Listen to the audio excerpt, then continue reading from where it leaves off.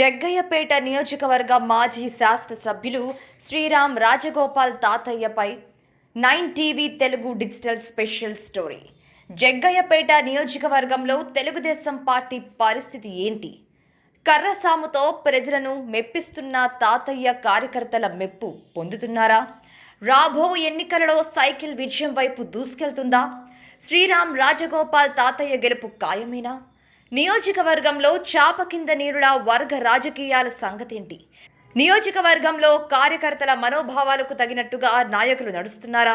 సుదీర్ఘ రాజకీయ జీవితంలో రాజకీయాల్లో కొనసాగుతున్న శ్రీరామ్ రాజగోపాల్ తాతయ్య గెలుపు ఓటముల ఆటుపోట్లను ఎదుర్కొంటూ జగ్గయ్యపేట నియోజకవర్గంలో తనదైన రాజకీయ శైలిలో ప్రజాక్షేత్రంలో కొనసాగుతూ రానున్న ఎన్నికల క్షేత్రంలో గెలుపే లక్ష్యంగా శ్రీరామ్ రాజగోపాల్ తాతయ్య పావులు కదుపుతున్నారా?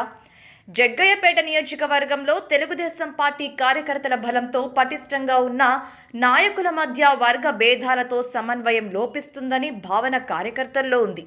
ఇకపోతే శ్రీరామ్ రాజగోపాల్ తాతయ్యలో ప్లస్ పాయింట్లు విశ్లేషిద్దాం. పార్టీ క్యాడర్తో కార్యకర్తలతో మమేకమై ఉండడం, నియోజకవర్గంలో తాతయ్యకు సౌమ్యుడు అనే పేరుండడం, తన పదవి కాలంలో నియోజకవర్గ అభివృద్ధి ప్లస్ పాయింట్లుగా చెప్పచ్చు.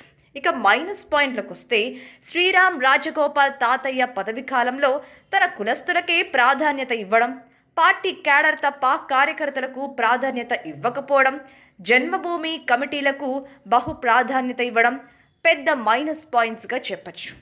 జగ్గయ్యపేట నియోజకవర్గ ప్రజల తీర్పు ఎలా ఉండనుందో చూడాలి అంటున్నారు విశ్లేషకులు.